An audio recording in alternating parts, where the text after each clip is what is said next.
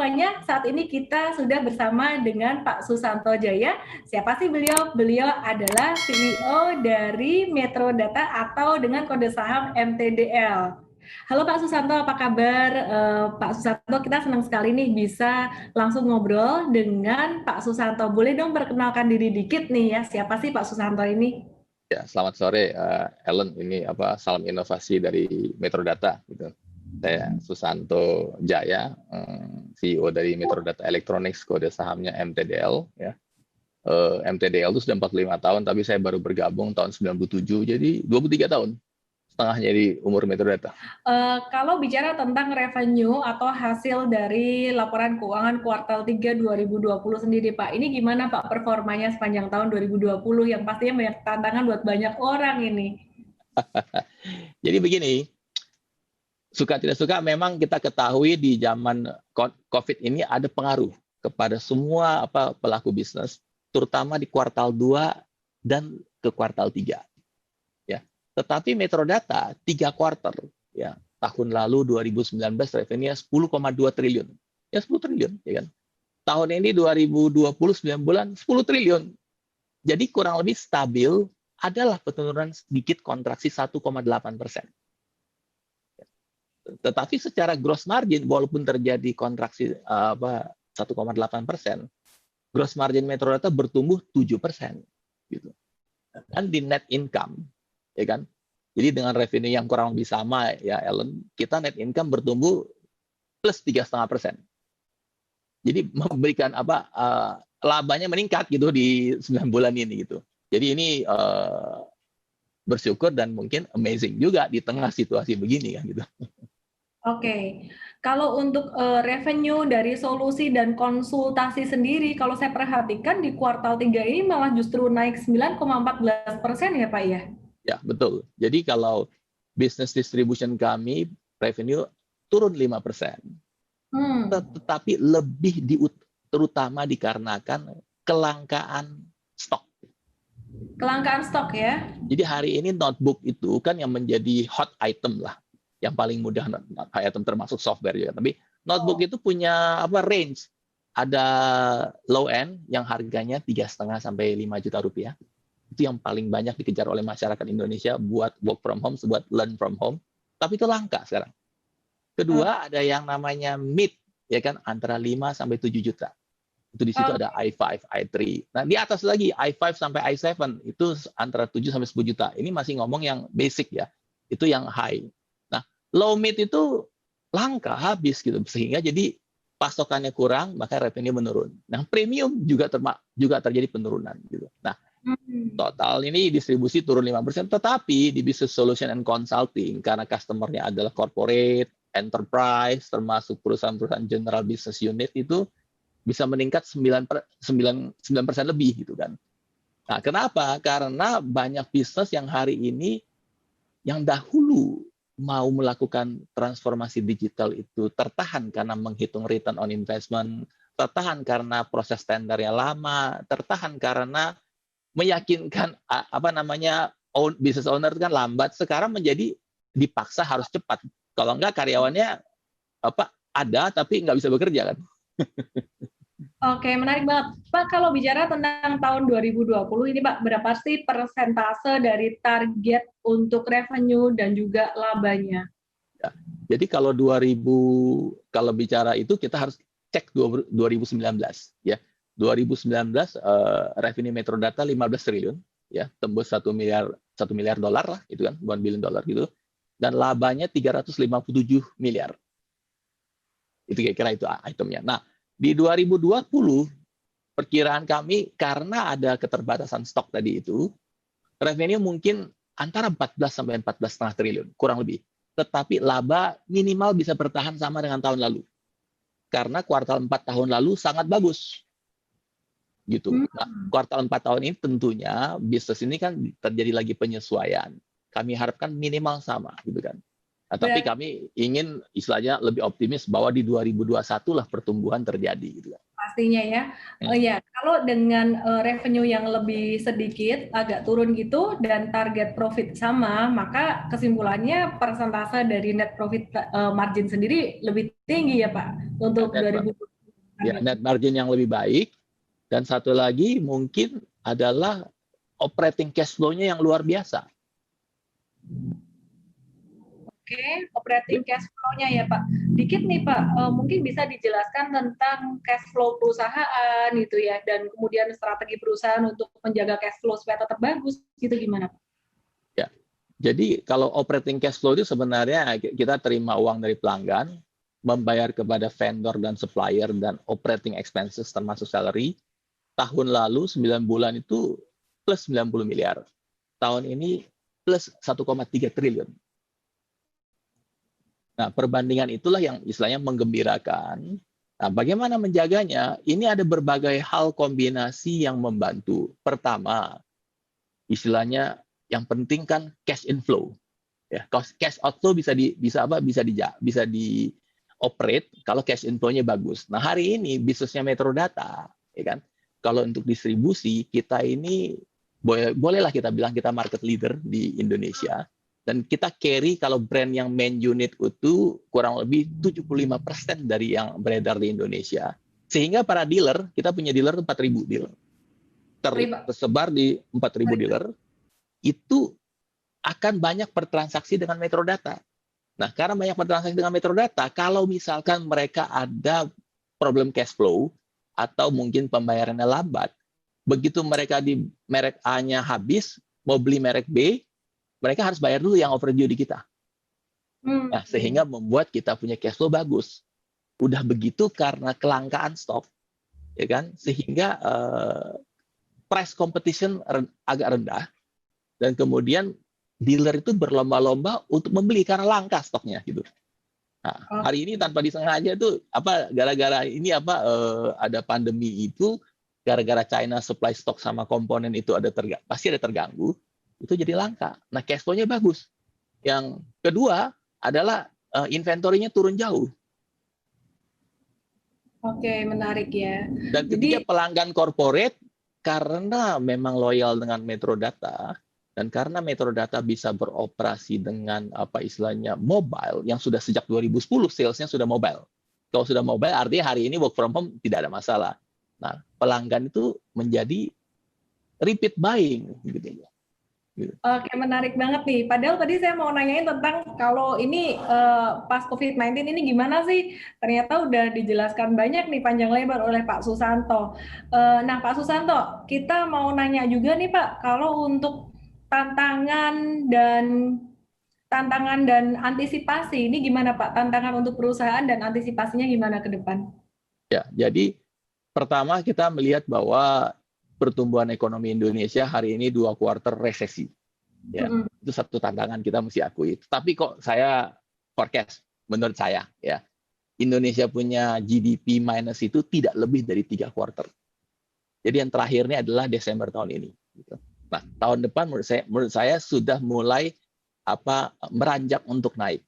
Tapi tentunya nggak akan V-shape terlalu tajam, gitu kan? Karena kita juga ada pengaruh kepada global, gitu kan. Itu tantangan pertama menurut saya. Dan tantangan kedua, bahwa hari ini di Indonesia itu internet akses, kalau mobile sudah lebih tinggi, tapi kalau internet yang bersifat broadband, itu belum terlalu luas. Sehingga banyak daerah itu mengalami masalah untuk learn from home.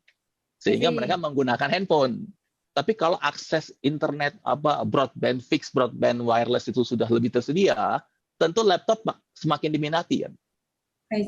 Jadi banyak sekarang dahulu orang istilahnya yang banyak yang di daerah bisa belajar pakai handphone, tapi setelah 1 bulan kan bosan ya. Karena handphone itu lebih powerful, laptop itu lebih powerful, size-nya lebih jelas dan lebih bisa digunakan untuk berbagai multifunction gitu. Nah, itu menurut saya menimbulkan opportunity di masa mendatang gitu. Menarik Pak. Iya. Nah, ini Pak mau nanyain lagi nih Pak tentang satu hal yang banyak ditanyakan oleh teman-teman investor nih, dividen. Gimana nih Pak kalau kebijakan bagian dividen Pak? Nah, Metrodata itu kebijakan dividen payout ratio-nya itu ditetapkan di prospektus semenjak di IPO tahun 90 itu 20-30% rentangnya.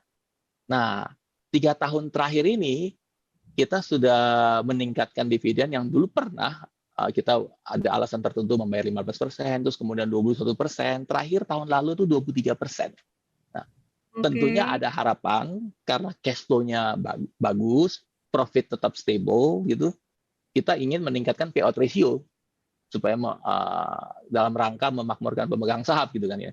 Tapi tentunya Metrodata bukan perusahaan yang jor-joran bayar dividen sampai 50-100%. Bukan itu sih gitu. Bukan Ya, seperti kayak BUMN gitu kan.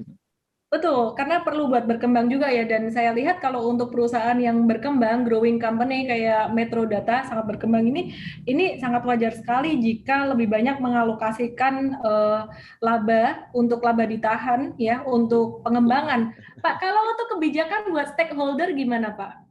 Nah, kebetulan saya mengambil tongkat estafet sebagai CEO ini di tahun 2010. Saya menelurkan suatu visi kepemimpinan yang disebut dengan 3M. Ya, jadi kalau Ellen hari ini ada 3M, memakai masker, menjaga jarak, dan mencuci tangan. Di tahun 2020, 2010 saya sudah keluarkan, yaitu pertama M, memajukan perusahaan. Kedua, mensejahterakan karyawan. Ya, ketiga, memakmurkan pemegang saham. Nah, sebagai contoh saja, dahulu di tahun 2010 itu revenue Metrodata 3 triliun. 2019 15 triliun, 5 kali lipat gitu kan. Itu berarti perusahaan maju, tanda gitu kan ya. Kemudian dahulu dividennya 2009 itu Rp1 per saham. Dibagi tahun 2010. Sekarang terakhir Rp33 per saham. Jadi 33 kali lipat dalam 10 tahun. Ya, berarti pemegang saham bertambah makmur lah. Dahulu kita punya market cap 100 miliar, sekarang 4 triliun. Oke, jadi sangat bagus sekali ya, masih sebagai perusahaan bertumbuh juga masih bagi dividen. Oke. Jadi kalau ingat 3M ya, ingat 3M-nya Metrodata juga. Kebetulan Metrodata logonya M juga gitu kan itu. Oke, menarik. Mau nanya nih Pak, kalau planning growth-nya tiap tahun mungkin 2021 dan 3-5 tahun ke depan itu kira-kira untuk plan-nya, target, perkiraan setiap tahun growth berapa persen Pak? Nah, menurut saya yang reasonable tahun depan itu 10%, ya. 2022 itu 12,5%, next-nya 15% per tahun. Oke, menarik sekali ya. Oke, Dan Pak. mungkin satu lagi yang itu mungkin penting juga, bahwa di business solution and consulting Metrodata, dahulu kita recurring business itu 20%, sekarang sudah 40%, Ellen. Wah, itu yang menarik nih ya. Karena berbasis dua hal, cloud sama subscription. Jadi hari ini kalau misalnya Ellen nonton Netflix, you don't care kan mau beli movie di mana, tapi you subscription, dan itu rasanya jarang pindah lah.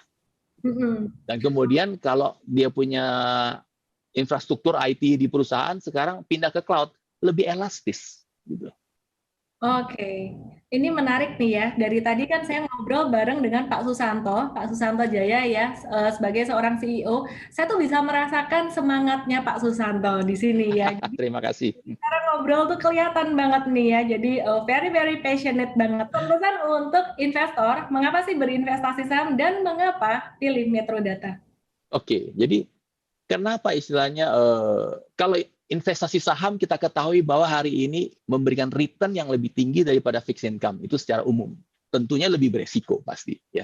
Sedangkan kenapa Metrodata? Satu, Metrodata itu sudah berumur 45 tahun, IPO, dan dia punya financial condition-nya strong. Kedua, sektornya Metrodata, teknologi informasi dan komunikasi, salah satu dari 11 sektor esensial di zaman PSBB. Mau PSBB ketat, PSBB tidak ketat, ya pasti tetap beroperasi gitu kan. Ya, ketiga, kita punya modern logistic system. Jadi kita punya warehouse dan tersambung oleh aplikasi yang modern gitu. Ya. Yang keempat, Metrodata itu menjadi digital transformation enabler bagi bisnis. Yang kelima, ya kan, saya melihat cenderung Metrodata itu corporate risk-nya rendah. Sehingga investor itu kan kalau invest itu ada dua risk. Price risk dan kedua corporate risk. Jangan hanya lihat price risk doang gitu. Jadi mesti lihat corporate risk. Nah, Metrodata corporate risk-nya rendah. Orang debt to equity hari ini net cash position kok. Kemudian kalau Ellen pernah mempelajari CAPM, Capital Asset Pricing Model, Metrodata betanya 0,7. Jadi kalau market naik 100, kita naik 70. Kalau naik market turun 100, kita turun 70. Nah, kalau 0,7 itu berarti beta kita cenderung metrodata risk-nya cenderung lebih rendah dibandingkan orang yang betanya misalkan min 1,5. Kan aneh kan? Market naik 10, dia turun 15 gitu. Oke, menarik banget ya. Nah, teman-teman semuanya, nah ini sangat mencerahkan sekali ya pembicaraan kita dengan Pak Susanto.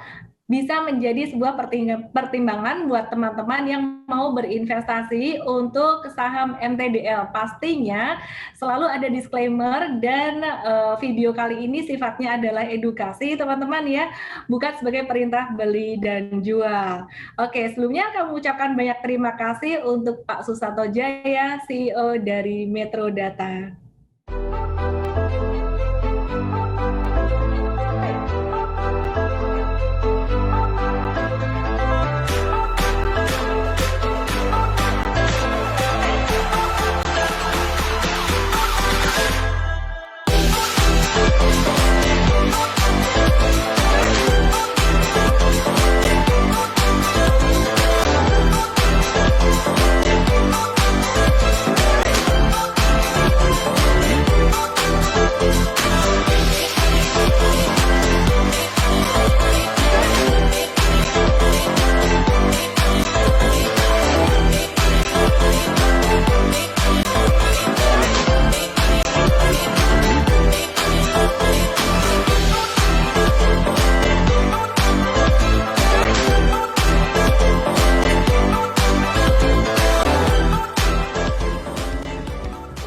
Bagaimana dengan PE ratio dari MTDL, bagaimana kondisi finansial terbaru, bagaimana analisis kita terhadap saham MTDL ini, baik secara fundamental dan teknikal. Langsung aja teman-teman masuk dalam aplikasi mTrade, di situ akan ada semua informasi tentang analisis dari MTDL ini. Dengan mTrade, everyone can trade. Saya Ellen May, we help people to make money and change lives better. Salam profit.